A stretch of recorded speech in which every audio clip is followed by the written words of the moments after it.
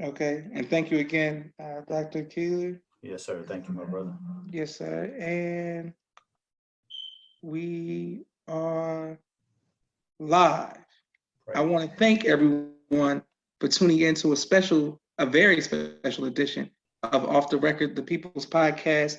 This afternoon, we have a very serious subject, a special guest, but a very serious subject and a very motivational subject because in the darkness there's still light. So we want to make sure that we first of all extend the greetings of Assalamu alaikum to you, sir.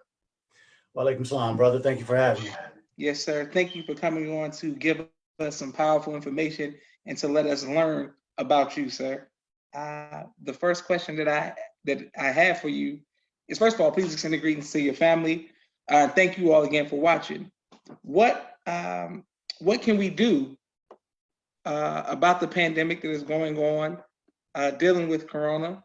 What can we do from a medical standpoint, sir? Yes, so that's an excellent question. I try to, when people ask me questions about this whole situation, I say that the average person, when they are listening to the news or just gathering information in general, there's a lot of things that are very difficult for people who haven't studied these type of things to really understand. I mean, it's confusing to those of us who have been in the field because we know this is not something normal. This is not a nature-based reality. So Mm, there's so many aspects to it that we're learning as time goes on. It would be very difficult for the average person who isn't in the medical field to really understand this. So, one of the primary things I think is very important is for people to take a break from the mainstream media, which is inundating with you 24 hours a day with this information. And then you come on social media if you try to take a break from that. And there's so much information about yes, sir. coronavirus all day long. So I think one of the things that's important is for us to spend some time putting your focus on something that is more tangible for you to control. So put some time into your spirituality. Go to whatever it is that you say you do to give honor and praise to your God, and spend some time doing that. Spend some time learning your scriptures and growing in your scriptures, which will Mm, give you a positive mind state and give you the mental capability of staying positive. Second would be concentrate 1,000% on boosting your immune system, mm, which means that you have to be eating the right type of foods, which means that you have to get outside and get some sunshine and get some air and get some movement with your body and some activity. So just quickly, I think everybody should have some navy beans in your repertoire in your lifestyle because yes, it's sir. such a powerful food. There's nothing I've ever studied that can benefit the body in the same manner that the navy bean can. Mm, mm, Second would be citrus fruits and citrus vegetables. And I shouldn't say citrus vegetable, I should say vitamin C rich vegetables. So citrus fruits are going to be your oranges, your lemons, your grapefruits, a lot of vitamin C, a lot of zinc, a lot of other nutrients that help boost the body in general and boost the immune system. The vegetables would be broccoli, cauliflower, asparagus, okra, eggplant, squash, Brussels sprouts, cabbage. All of those have very good nutrients that boost the immune system, give you nice amounts of vitamin C. If you have access to whole milk, which, Brother Joshua and I can put a link if you don't know where to find it because you can't find it in grocery stores. So I'm not talking about going to your local grocery store and buying organic milk. That's still organic poison. So I mm. will make sure that we put that link for you all to be able to look in your area and find some real milk that will give you the vitamin D that affords you to boost your immune system. And why am I going into all these foods? Because there's so much stuff on social media talking about do vitamin C, do vitamin C, vitamin C. Vitamin C is not the only thing that boosts an immune system. An Mm, immune mm, system is mm. boosted by all the different associations that God puts in food. So if you eat citrus fruits or you eat berries, they have vitamin C, but they also have zinc and selenium and manganese and all these things that takes to make an immune system strong. Because let's disabuse ourselves of a thought. There's not a food that kills a virus. There's not an herb that kills viruses. Mm, mm, It's the herb and the food that puts the right nutrients in the body that boosts the cells of the immune system that God gave us. And it's pretty much impenetrable. mm, Personally, I'm not concerned about getting infected with the coronavirus. I'm concerned about how it's affecting my people and those who are not in the same immune status that I am. I'm concerned about them, but personally getting infected and getting sick with this, I don't really concern myself about it. I eat one meal every other day. And when I eat the foods that I just described. Plenty Mm. fruits, and make sure your fruits have seeds in them. If you're eating seedless fruits, you're eating something that man made and not God made.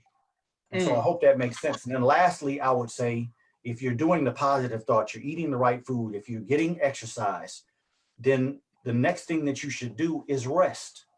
You know, when we are mentally stressed, one of the things that helps the body after you put the correct nutrition in is rest. And I mean sleep, and I mean fasting.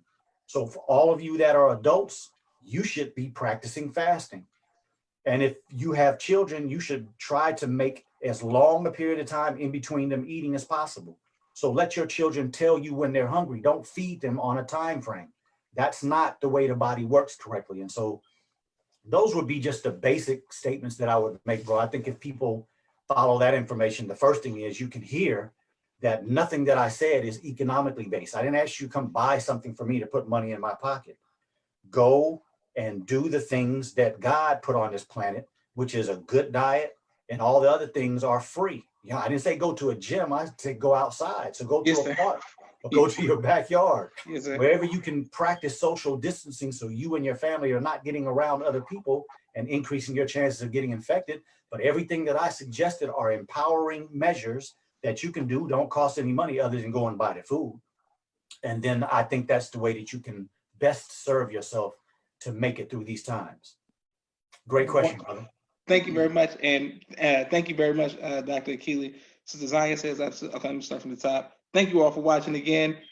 Sister Robin, Ramadan Mubarak. Thank you. My brother Rashad says, positivity is key. Sister Zaya says, Ramadan Mubarak, Ramadan Kareem. Dr. Robert J. Muhammad says, Ramadan Mubarak to you, doctor, and myself as well. Thank you, sir. And Sister Zaya says, absolutely and exactly. My next question for you is, can you be specific on the citrus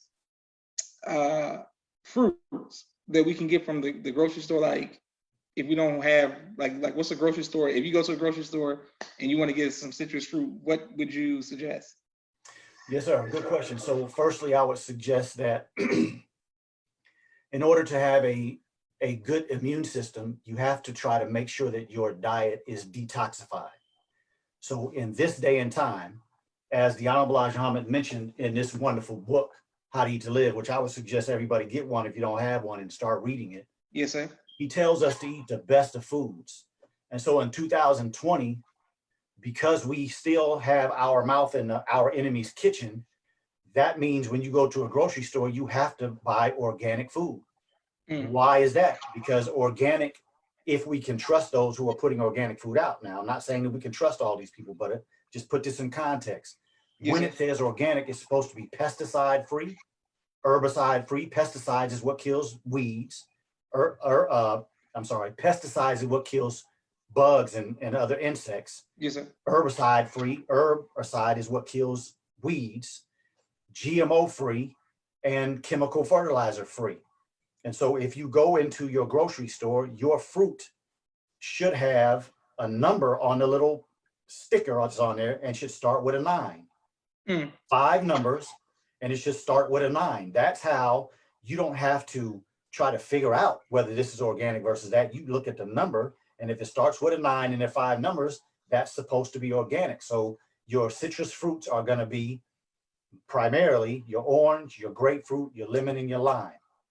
Now, why are those beneficial? High amounts of vitamin C, high amounts of zinc, high amounts of a lot of different phytonutrients that help the body boost the immune system and helps fight anything that comes in the body. Mm. Secondly, they are very high in a substance called quinine. And I know a lot of you have been seeing stuff, people talking about this hydroquinine and all this kind of stuff. Well, you can get it from God's source and it's not going to cause you any harm. You can get it from God's source and it'll be associated just perfectly with that vitamin C and that zinc and all the other things that I mentioned and go in your body and just do wonderful things to boost your immune system. So those will be the main citrus fruits. Now, the other fruits that have vitamin C in them that are very good would be all your berries, your strawberry, your blackberry, your blueberry, your raspberry whatever you can find in season in your area. If you have kiwi fruit, if you have watermelon, and again, please listen, do not buy fruits without seeds. So don't go to the store and buy a seedless watermelon thinking that you're doing yourself good. You may be doing some good, but you're also doing some bad, and we don't know where that's going to leave you. Let's make sure we're concentrating on doing all the good. And I think that's why that's a beautiful question. Did I answer it? Yes, sir. Absolutely, you did. And I'm going to get on top of that as well to make sure that I'm getting my citrus fruit as well. Yes, sir. Also, how can we discern which information, once we come back from being positive, we're healthy, which information is the truth about the virus and which information is false? Yeah, well, that's a very difficult thing to say, my brother. Like I said, you know, there are so many people out here talking.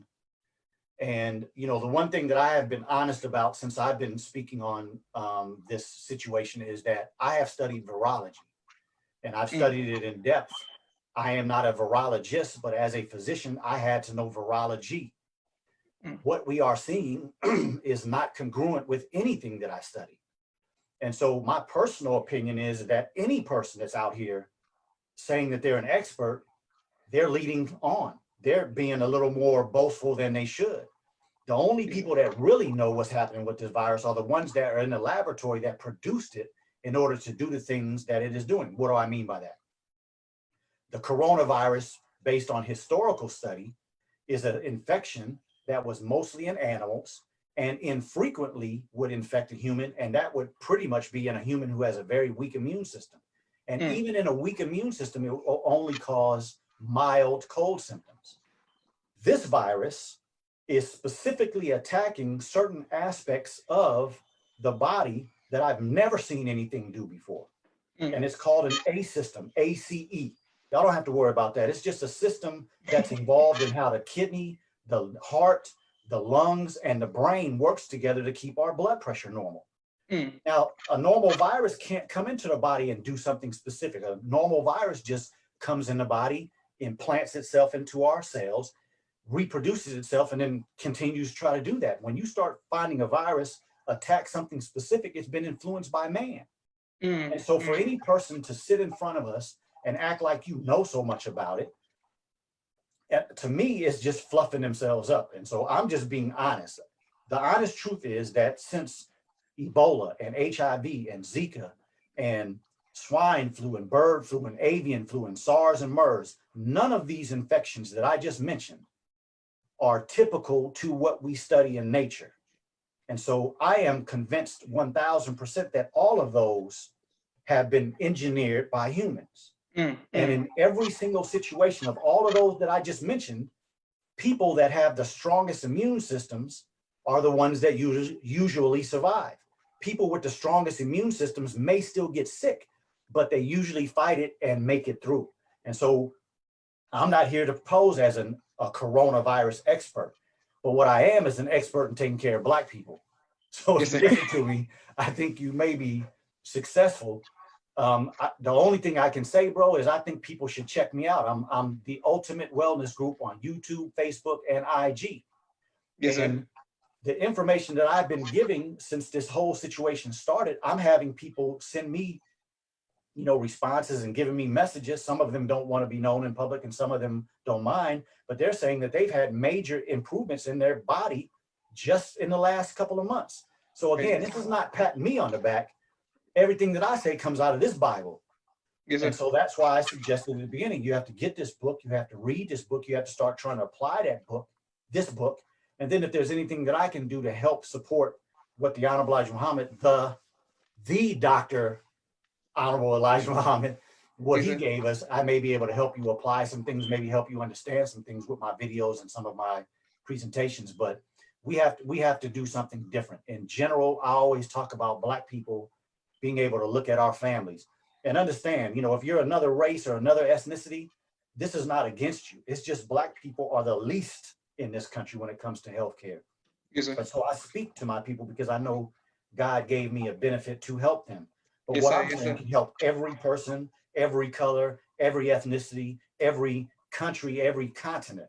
So when you are looking at your family, and you have a grandmother that died at 84 and she had cancer and high blood pressure and diabetes, and then your uncles and your aunts and your mama and daddy are going in that similar direction, then what you have to do is make hopefully the thought process that tells you, I can't keep doing what they used to do. I can't keep doing the example that they set up. And so I'm suggesting that we all start doing something different. And that's how we get a different result. Wonderful. Praise be to Allah. Thank you all for watching, and I'm coming to your questions right now. Can you please clear the word virology for us, so you can, when you said that, like you said, you Yes, studied, sir. what is that? What is that? Virology is the study of viruses. So that was a whole class that I took in college and in medical school. That was a whole class within itself. Of course, we studied, the overall subject was microbiology. So you're studying micro, that means all the what we consider germs, Yes, sir. bacteria, viruses, fungus, any foreign things that can get into the human body that may be able to live, like parasites. So we studied all of that. And within that class, there was a whole section of virology, which is the study of viruses. Praise be to Allah. Thank you. My brother Rashad wants to know, is there a cure for, I want to make sure I pronounce this right, neuropathic pain? I believe there is. Like I said, this man right here, let me just tell a quick story and I'll answer the question. When I first finished medical school, I thought that the information that I had gained over those years and spent so many late nights and so many early mornings studying, I felt like the information that I had was the best on the planet.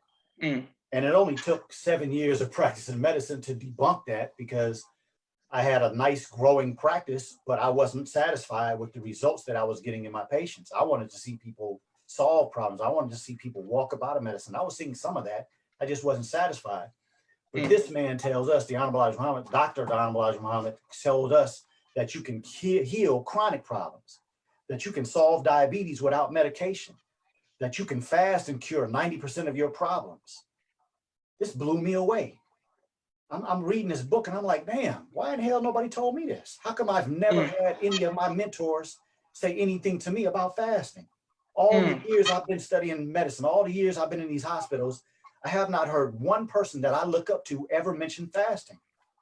And what I did was I started living what I was reading out of How to Eat to Live.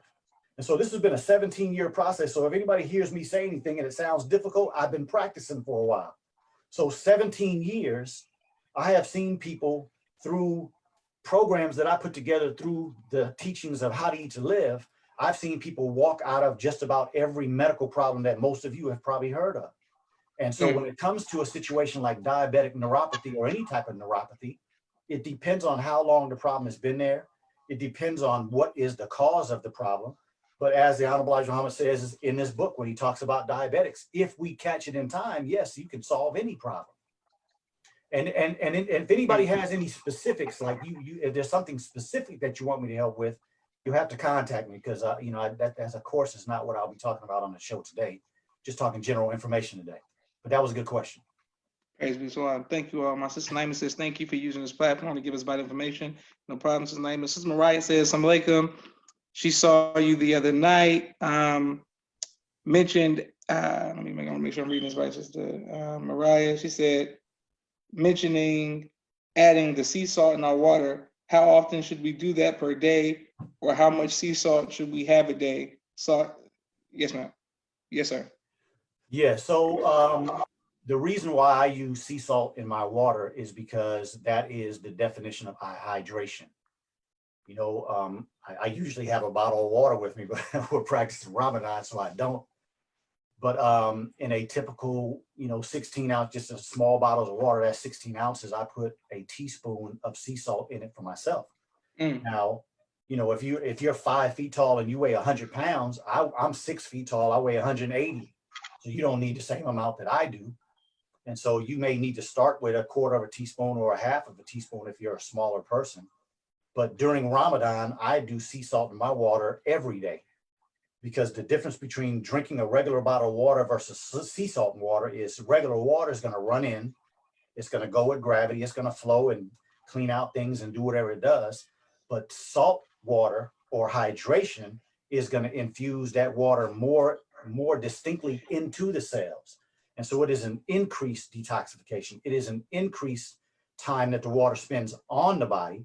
And so that's why I do it every morning, because we're going here in Houston and in most of America, we're going in between 13 to 14 hours a day, not taking in any fluids. And so it's important to try to make sure that the water stays in and on your body for the longest period of time. And so that's why I do it every day during Ramadan. When we finish Ramadan, if you have been in a hot environment, or you're working out outside like I do in the middle of the day, or if you just experience going in and out or spending a lot of time out in hot climates in some of these states, then you should do it on those days. But if you're the type of person that works in a cool environment, or you're mostly in cool environment, you don't need to do it but 2 or 3 times a week. And the importance in the difference in what regular water does and what hydration does, they're combined to a certain degree and they're separate. And so that's why you have to do both. Even though you're drinking that sea salt water in the morning, I still follow that up with 2 of the same bottle sizes of regular water without salt. And that's what I have that maintains me all the way until I break my fast. And finally, for all of you that are practicing Ramadan, and I pray that even those of you that are on here that are not claiming to be in Islam or the Nation of Islam, I would invite you to practice Ramadan with us as well. If you're a Christian, hey, break the New Testament down in how many pages you have to read a day until we finish. And let's do this together. Let's have some conversations about the congruencies of the Quran and the Bible.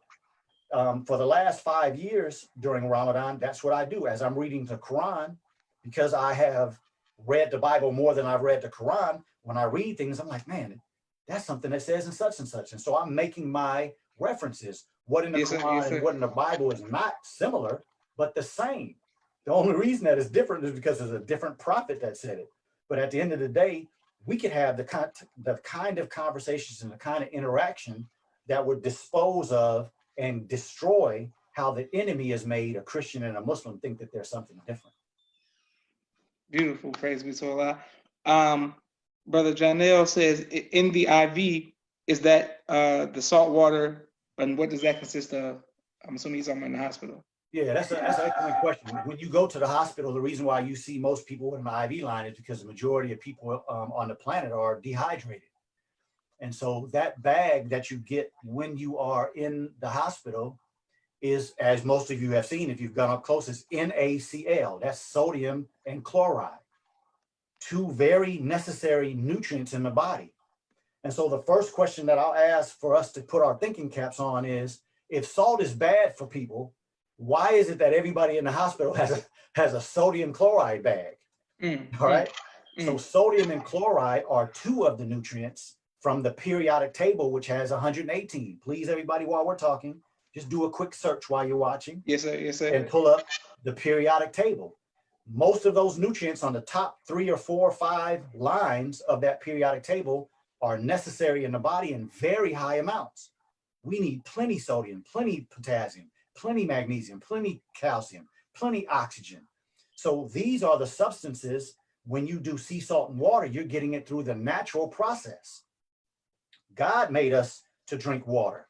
And any of you that have ever done anything with animals, you know, large animals lick salt blocks, right? Most people that have animals, they have a salt block for this animal to lick. To do what? To get the nutrients to balance their body when they drink water and when they eat. And so it's the same for us. But understand that when you go to the hospital and they stick a needle in your arm, that's an abnormal process. That's not the way God made for fluid to go into the body. It's supposed to go in right here. So doing sea salt and water is miles above going to a hospital and getting an IV bag, because firstly, the IV bag is going in the wrong perspective by going through your vein.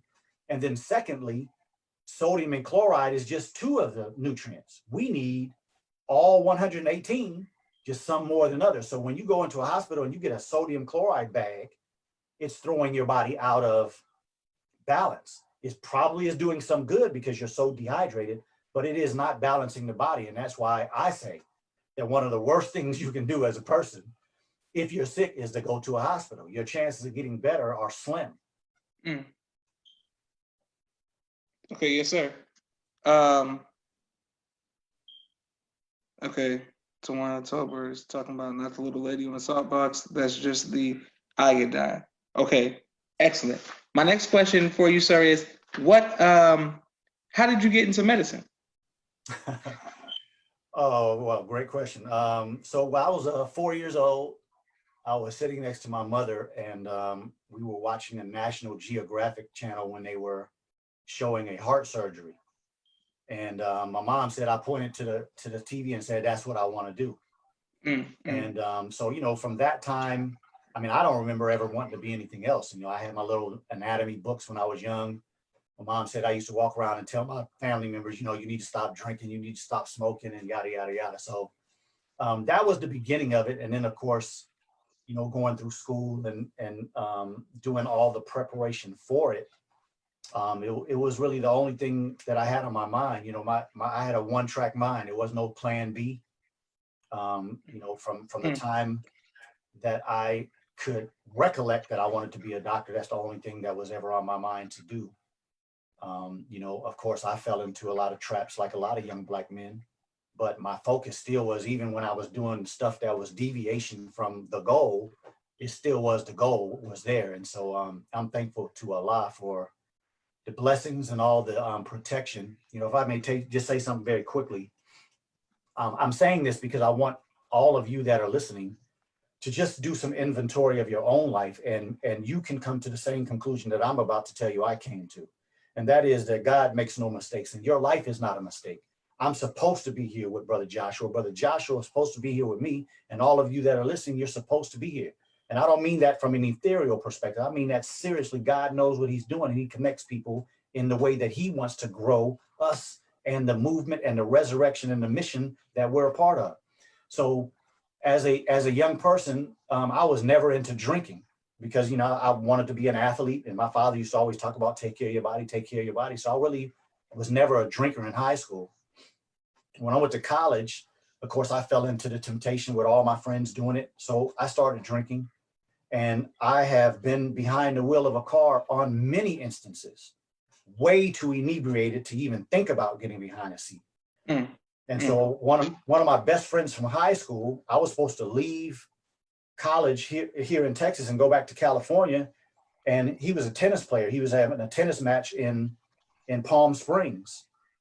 And I was supposed to fly out there, meet him there, hang out with him during his tennis tournament, and then drive back to Riverside, where I'm from, with him.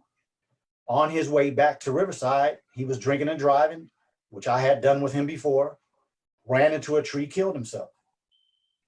I have a friend right now who I went to college with who had a major accident drinking and driving. His left arm is paralyzed. He wakes up every day, never wears short sleeve shirts, wakes up every day and puts his hand in his left pocket. And that's the way he walks around and does everything all day, with his hand, paralyzed hand in his pocket. His right foot was severed off of his leg, and they reattached it, so he limps. But when they found him that night in that accident, he had been ejected from the car, and he was hanging from a tree by his foot.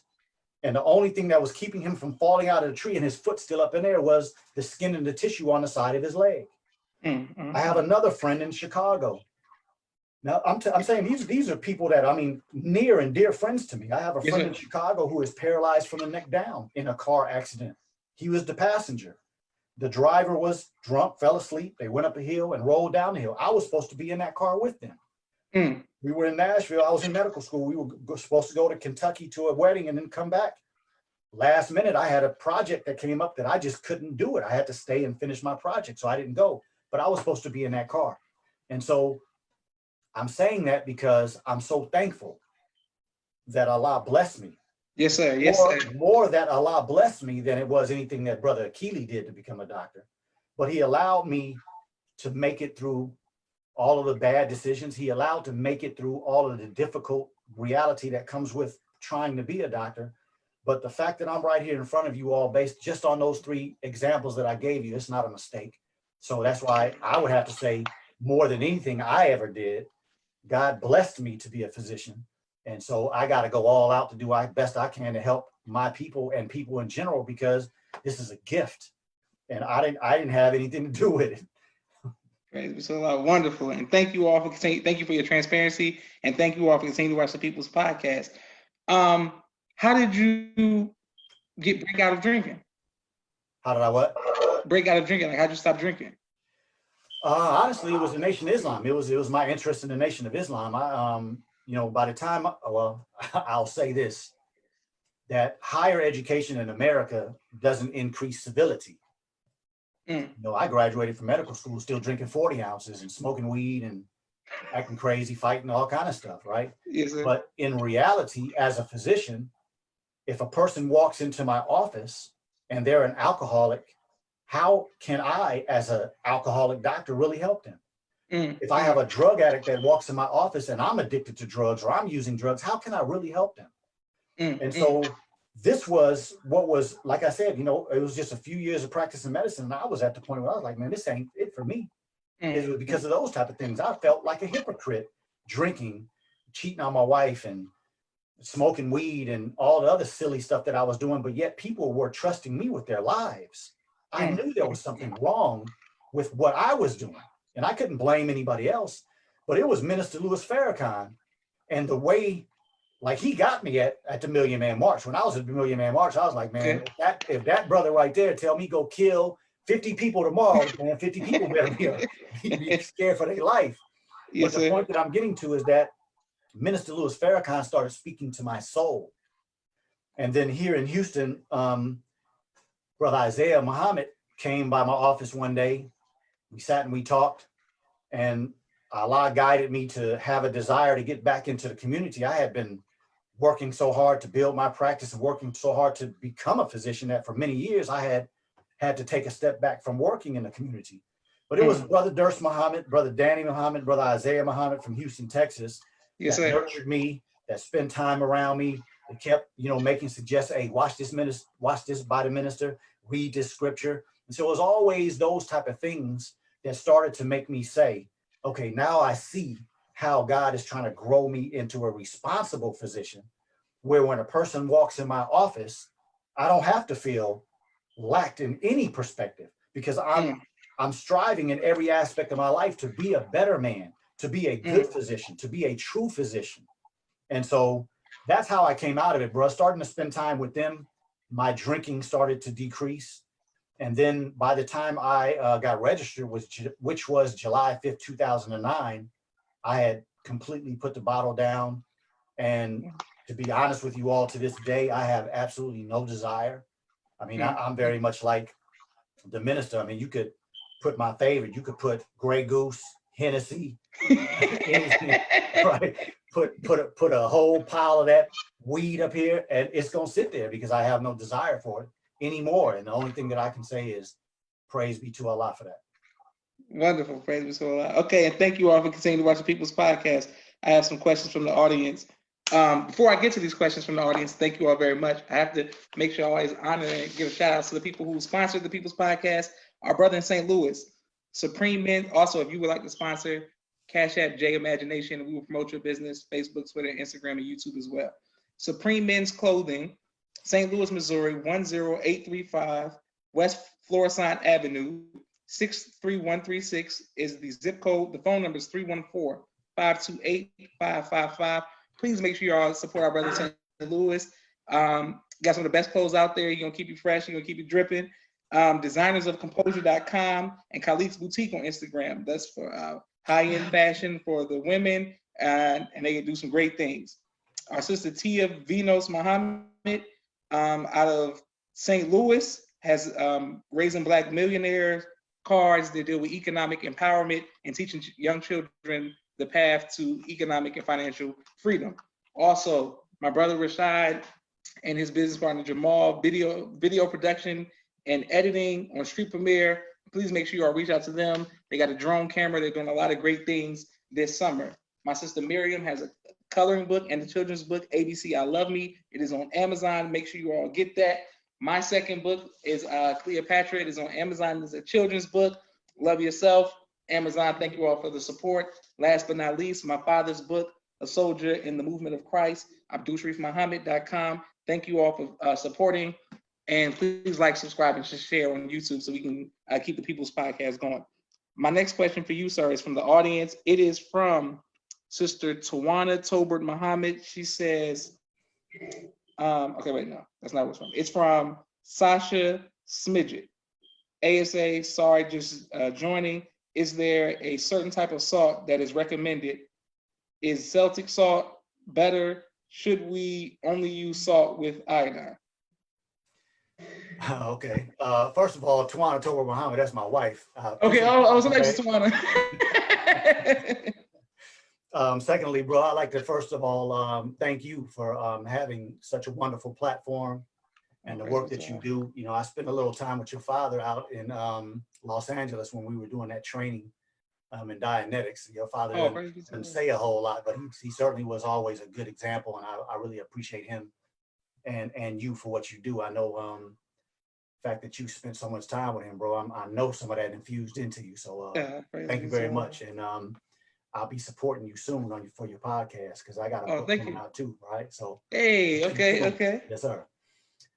So my answer to that question would be, I suggest Celtic sea salt, and that's the blue bag with the little man on the front, you know, pushing the salt around. I don't receive any money from that company at all.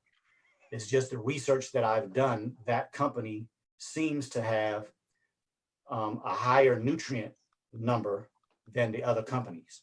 Now, first of all, what I will say is a lot of the difference between the sea salt that's coming from different parts of the world is only the soil color. For instance, a lot of you get Himalayan sea salt because in that part of the world, the soil is pink. If you get your salt from Hawaii, it's probably going to be pink because a lot of their soil is pink. If you get your salt from Fiji Islands, it's going to be darker. It's going to be blackish because Fiji Islands are mostly volcanic ash. You get it from France and Italy, a lot of times it's going to be grayish because that's the color of their soil where they get it. So the color is just based on that. The nutrient value is what you really want to do. And so in my research, Celtic sea salt has the highest level of nutrients. Again, we're talking about that periodic table that you all can look up on those computers you carry around. Yes, sir. And just pull up periodic table of nutrients or elements, either way, and it'll show you the whole table of 118.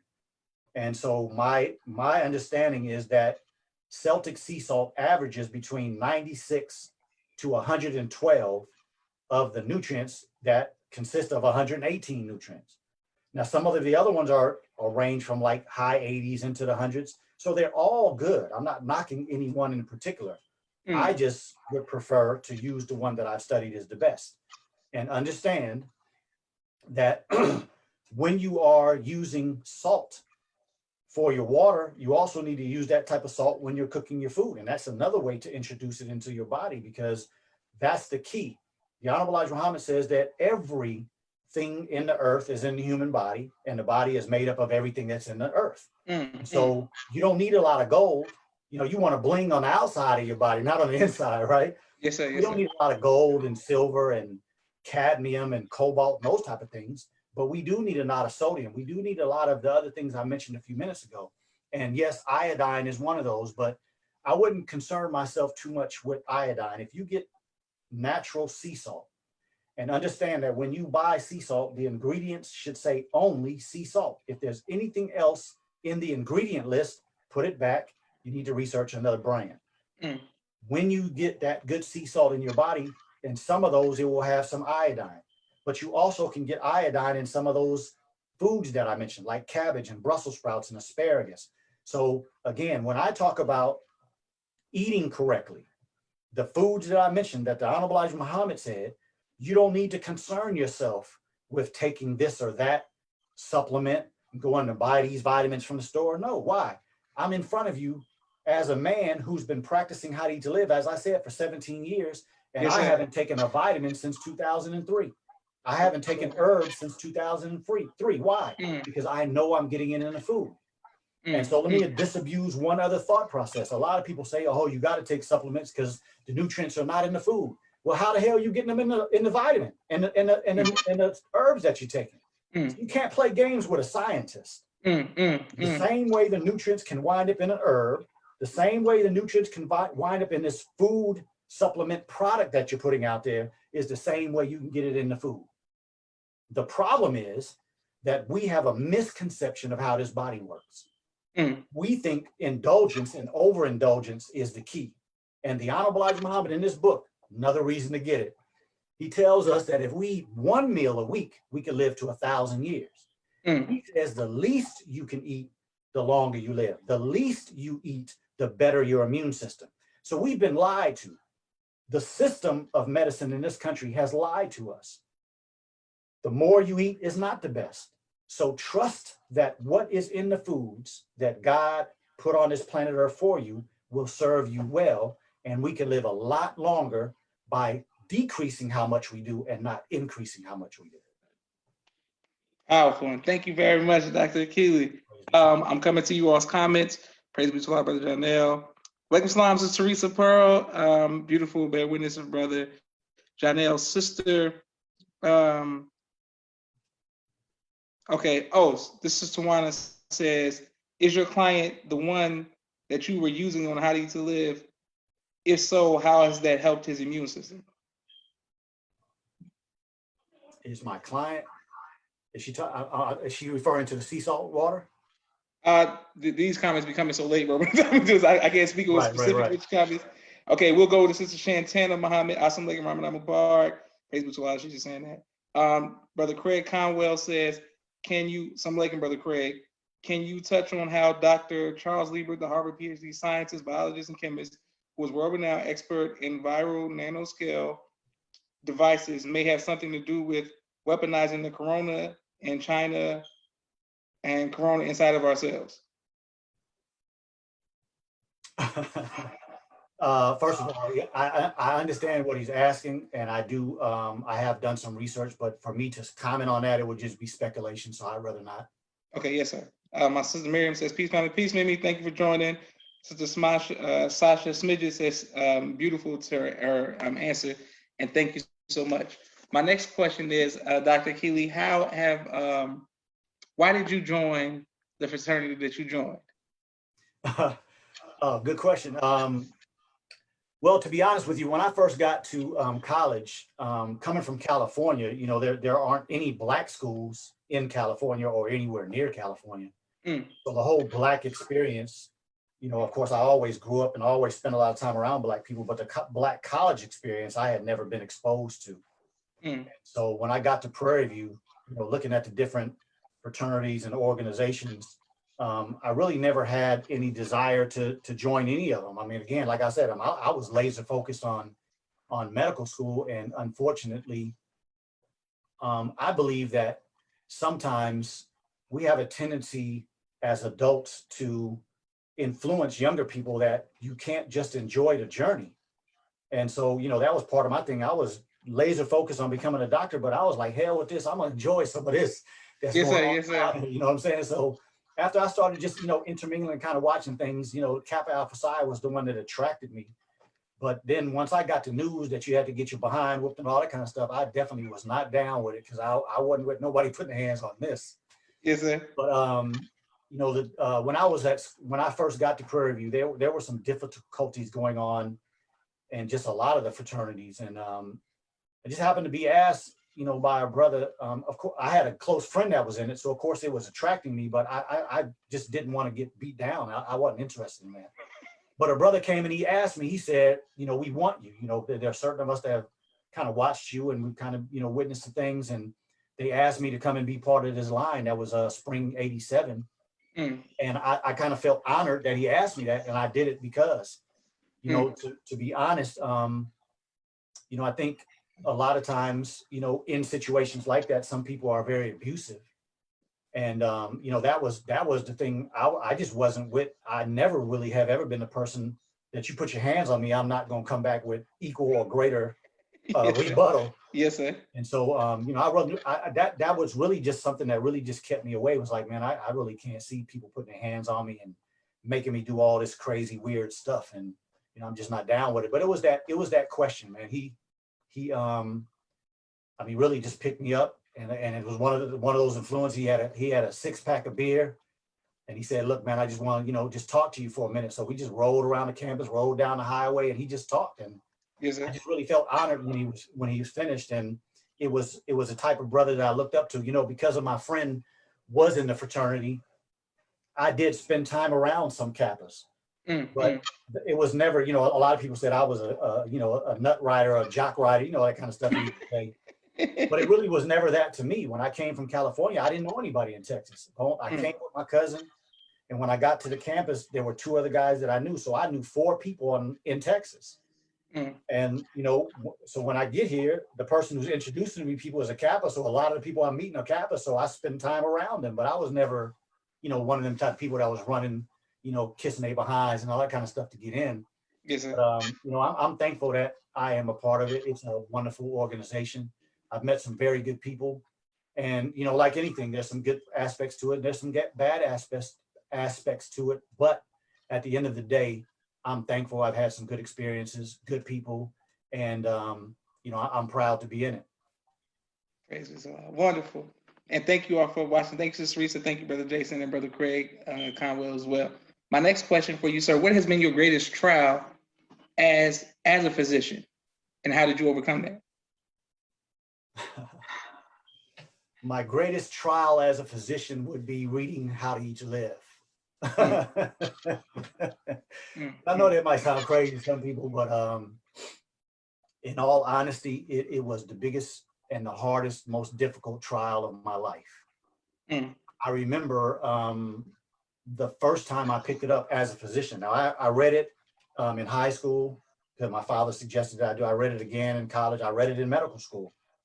But after 7 years of practice, when I picked this book back up, I mean, I remember like maybe the second or third day I was reading it, I mean, tears just started coming out of my eyes because I was like, damn, you mean to tell me these damn people made me take out all these loans and I owe all this money and the information? I mean, because as I'm reading How to Eat to Live, I'm like, man, these people done lied. Man, this is a whole system that's based on lies and tricks and money.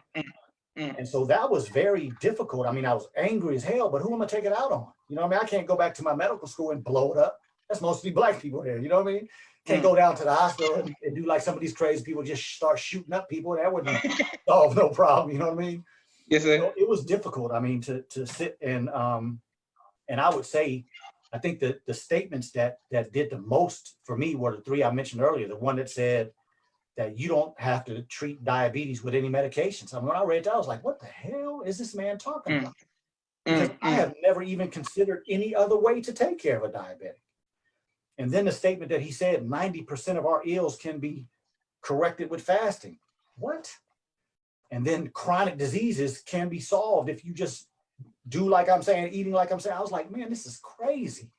That all of these years that I worked hard to get where I am, and now it's kind of like reset button. It's like, all right, let's go back to stage 1, start this whole thing over again. That was difficult.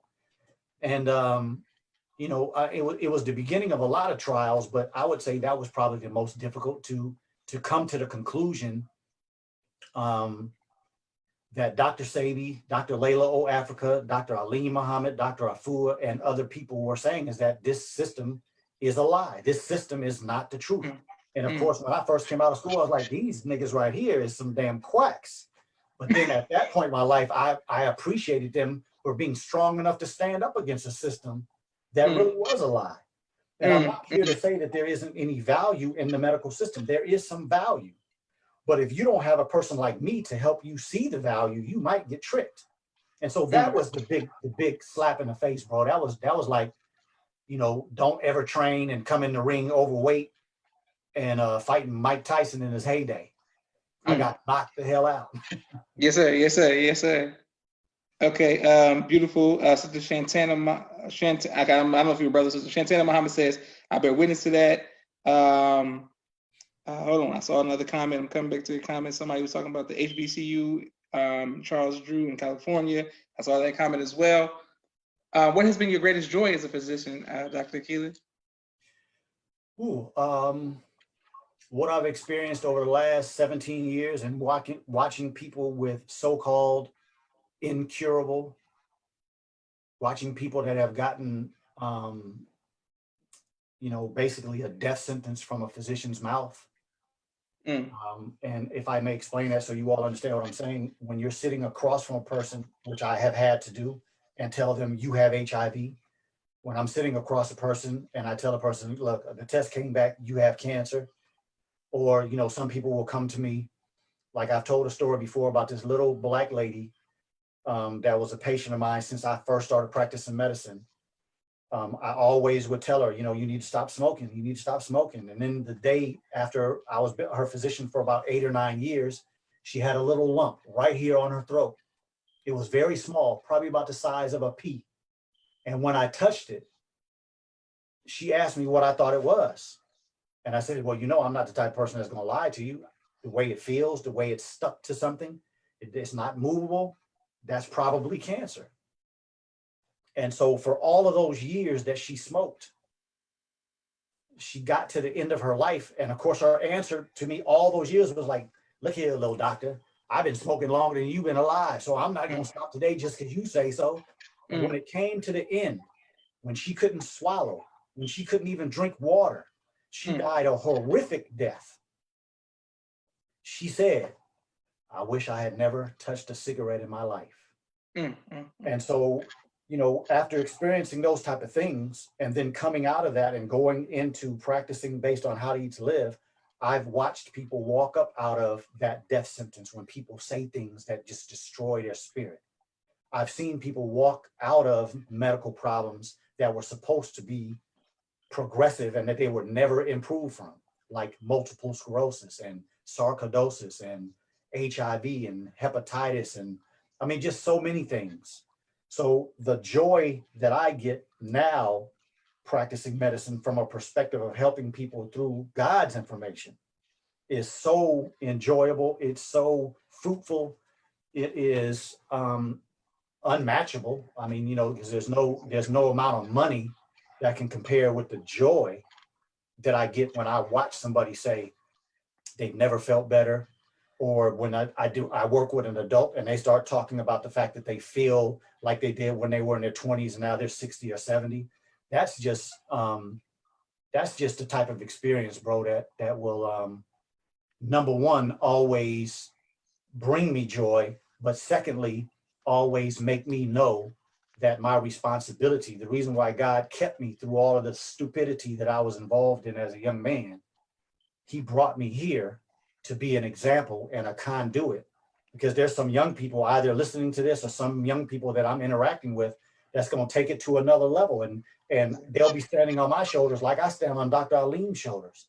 And so there's a responsibility that comes with this, but the joy is unmatchable. I haven't gotten any joy like this other than, you know, with my beautiful wife, my children, Million Man March, things like that, graduating from medical school. Those were all enjoyable experiences, but this is right up there or with those and maybe even better at times. Okay, yes, sir. Excellent. I see a lot of questions that we come into those. Thank you all for continuing to watch People's Podcast. Brother, Dr. Akili, what do you do for fun? A whole lot of stuff. But one of my favorite things to do is anything that deals with the youth. I love spending time with young people. You know, when I come on a podcast like yours, bro, I got to try to hold myself back because I'll start talking like I'm rap verses and, you know, quoting Nip Hustle and yes, sir, yes, sir, yes, sir, like that. And, you know, at the end of the day, I mean, I love music. I'm a rap connoisseur. You know, okay. So many rappers out these days, it's hard to keep up, but yes, sir. Keep my ear to the street in different aspects of the country because I just love music. I love spending time with my wife. We like, you know, watching movies. We like doing, you know, stuff outdoors. Of course, I love traveling to other countries, interacting with indigenous people and learning about other cultures because, you know, of course, every time I go to another country, I'm asking, hey, how do you treat that? And how do you grow that? And what do you all use for the things that are endemic to this, you know, so, and, you know, and I would have to admit that, you know, practicing medicine now is a joy. You know, when I first finished school and I was building a practice, it was a burden sometimes, but I don't feel that way anymore. You know, sports, you know, working out, you know, those I would say are the things that bring me the most joy. Things that also bring me joy, reading, you know, learning and being a steward of information to make sure that when somebody like you gives me the blessing of coming on your show, that I'm not sitting here with ego and arrogance, but from experience, knowledge, wisdom, study, and understanding. so that when I come, as I did a little while ago, I'm not going to try to impress you all by throwing out some medical terms that a lot of you have never heard of, and you say, damn, that dude's smart. That ain't gonna make no difference. You know what I'm saying? So, you know, I like to study things. I like to delve into what people are posing to the public. And, you know, if I'm honest, I love doing it because I like promoting this and knocking everything down that can't stand next to it. So, you know, that's the lens through which I look. So I enjoy going and reading other people's information. Not that I'm into having a battle with somebody else, but I want to battle in my mind and say, okay, I see holes in this person's theory. I see holes in this person's reality. I see holes in what this person is presenting to people. I see a ulterior motive in what this person is promoting to the public. They're trying to sell you something. So for me, it's a joy to be able to do that, because then I can come back to my people and say, hey, look, watch out for this dude. Hey, if you wind up later on down this line and you run into a brick wall or you fall off a cliff, I'm warning you as possible. And so that brings me joy to be in a position where people trust my word. And so I live how to eat to live. I don't just talk it. I don't come on here to try to impress people. I live how to eat to live. And most people that know me personally, they see the reality. They watch the reality. If I come over your house, I'm probably going to ask you some questions about what you got on that plate or what you have in your refrigerator, or I'm going to say I'm fasting. So now that I let the cat out the bag, if I come over your house and I say I'm fasting, it could be true, but it could be that I've seen some things that make me not want to eat. I'm not going to lie. My own family members, I go to their homes. When we go to visit some of our family members, my wife and I will go to the grocery store. Why? Because I don't eat what's in your refrigerator. I don't eat what's in your cupboard. Now, on days that I'm messing up or I'm falling into temptation, I'm not trying to say I'm perfect, but in general, I don't eat like most people. And so when I go to their homes, I'm probably not going to eat. And it's not out of arrogance. It's out of wanting to be responsible to prove to the world that the Honorable Elijah Muhammad and what he wrote in How to Eat to Live is inconquerable, indefeatable, and there's nothing that can even come close to it. So that's my mission in life. Okay, beautiful. And thank you once again for your transparency, your great information, and thank you all for your questions. You have a lot of questions that will just get us going somewhere else. How can people contact you so they can ask you the specific questions? Because they got a lot of questions right here. So how can they contact you? Is it through email, messenger? Yeah, please do not message me on Messenger, because I'll never get to it because I don't mess with Messenger. Please come to the Ultimate Wellness Group on YouTube, Facebook, or IG. And, you know, I also have a telephone number, 832-429-4576. Again, that's 832-429-4576. You can reach out to me through any of those. You know, I have plenty videos on Facebook, plenty videos on YouTube. I do a weekly thought provoked video on IG. So you all, you know, check some of those videos out. You may get answers to your questions on those subjects that you have. But if not, reach out to me. I answer questions. You know, please be patient with me, because during these last couple of months, I've gotten more questions than probably I have in a long time. But, you know, just bear with me. I may remember a video that I did will answer your question. So I may send you that, or I may just take the time to answer you. It depends on what the length of the answer may be. But, you know, reach out and let's continue to work. And as I said, any of you that may not be practicing Ramadan, why don't you consider practicing it with us? And if you have any, you know, questions about how, I did a video with Brother Brandon a couple of days ago on fasting and cooking for Ramadan. So check it out. You know, we talked about a lot of things that may help give you some ammunition to be able to practice it if you've never done it before. And even those of you who have practiced, there may be some information that may help you do it even more efficiently. But, you know, check it out. And like I said, if you're the type of person that is a Christian and you like reading your Bible and you're not interested in reading the Quran, well, read your Bible while I'm reading the Quran, and those of us that are, and let's have some good dialogue. Let's keep the vitriol out. We don't have any desire to put anybody down or talk about what somebody ain't or this. And we don't even have to discuss differences. Let's discuss congruencies. Let's discuss where we see eye to eye. We are headed in a time in this country where Black people have to unify or we will perish. And so we might as well start practicing enjoying each other's company and leaning on the side where we agree instead of always trying to find a place where we disagree. That's the perspective of our enemy. That's not our true nature. Beautiful. Okay, well, thank you very much, Dr. Keeley.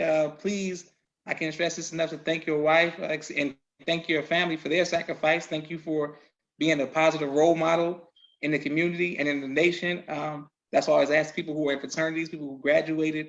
I want to try to help change the narrative of people who joined the nation because they were in prison and read Message to the Black Man, that we have many educated Black men who are doing positive things for the community, positive fathers, husbands. So I thank you for being an example of that. Man, and thank your wife for just being nice to me and my family, you know, when we was growing up and I was here at the Salam and things like that. She was always nice to us. So I thank you for that. Brother Robin says, all praises to Allah. We have some powerful beings in the nation. Josh is the new Arsenio 2.0. Thank you, Brother Robin. Brother Dr. Keeley, just thank you, man, for doing so much. Thank you for giving me so much information. I have to eat better. I have to do better at that, trying to build my immune system as well. So you spoke to me. You definitely made me feel guilty. You're alive, bro. You know, the truth is always in the right season. And I would like to publicly thank my wife also, man. She's been such a benefit to my life. The honest truth is that I don't think the theory, right, of reading How to Eat to Live and putting it in a medical perspective would have been near as applicable if it wasn't for my wife. She has helped me take it to another level. The reason why my book is not already out is because she edited it and she made some really good suggestions, so I have to make those changes. But she also, I always say that she took it from the theoretical to the grocery store, to the kitchen, to the refrigerator, to the oven, to the stovetop, and to the plate. And so Allah bringing her in my life has made me a much better student and applier of How to Eat to Live. And so I'm thankful that you got some information, some news that you can use, my brother. Excellent. Thank you, Brother Sean, for watching, and thank you all for watching. Boom, perfect. That's all the questions. Thank you very much. Please reach out to this brother, this doctor, the Ultimate Wellness Group, and I'm gonna put it on YouTube. Thank you all for listening, and thank you very much, Dr. Keeley. Assalamu alaikum. Yes, sir. Wa alaikum salam, sir.